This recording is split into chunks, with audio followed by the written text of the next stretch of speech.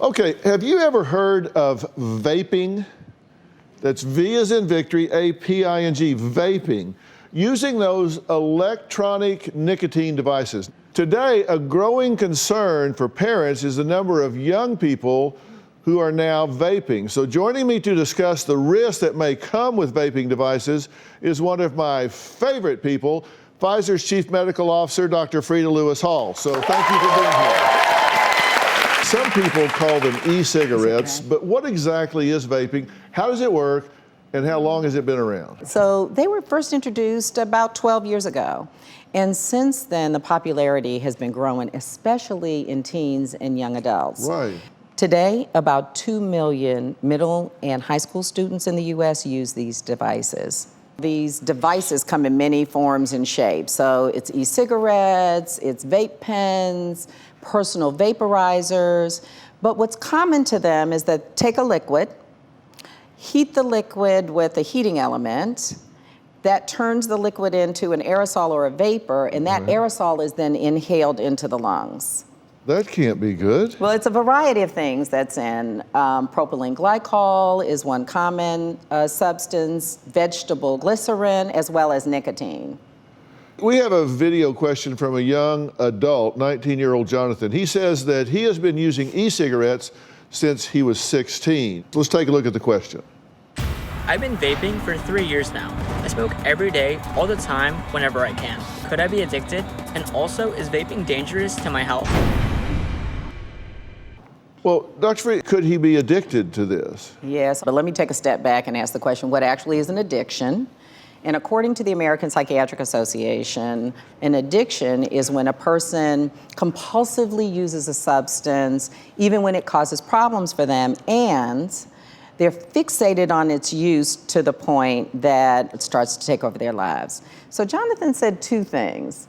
First of all, he said all the time. All the time. Whenever I can. Whenever I can. So that waved a couple of flags there. All right, so what are some of the potential health risks to young people who are vaping? We know it's been proven that nicotine is a highly addictive substance, as well as linked to other health risks. Second, young people using any product that contains nicotine, there's a risk, and that is nicotine can interfere or harm normal brain development.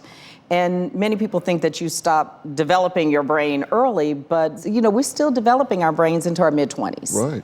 In addition to that, young people who use e-cigarettes may be more likely to go on to tobacco cigarettes. There's a recent study that found that amongst high school students, those that used e-cigarettes later went on to tobacco cigarettes at a rate 6 times greater than those who had not vaped. Okay. And so there are other things that may have potential health hazards. Like diacetyl, which has been linked to lung disease, or volatile organic compounds like benzene, or heavy metals like nickel and lead. So what I would say to Jonathan is, you have some health questions. The next best step is a trip to your doctor. Now, our next video question is from Ashley. She says that she switched from cigarettes to vaping for the sake of her children. Take a look. Look at Mom. I was a smoker for 9 years, and I was told it was safer around my children to vape, so I switched. And I'm wondering, is that actually safer around my children? Dad. Oh, I love you. What about children who are exposed to secondhand vapor? Is it safer than secondhand cigarette smoke? Yep, so Ashley may have traded some health risks for another set of risks. For starters, e-cigarettes, the emissions don't contain smoke, but they do contain toxins that can be irritants to the eyes, to the skin, to the nasal passages, and cause respiratory difficulties. Research has told us that the emissions in the vapor or in the aerosol can actually expose infants and young children to aerosolized nicotine and other hazardous substances. The Surgeon General has concluded that e-cigarette emissions are not harmless. So the healthiest choice is keeping the air free of both smoke and aerosol vapors. Well, we saw her little one in the video. Right. So the cartridges or the pods contain the liquid. And if that's ingested, it can lead to acute toxicity and even death.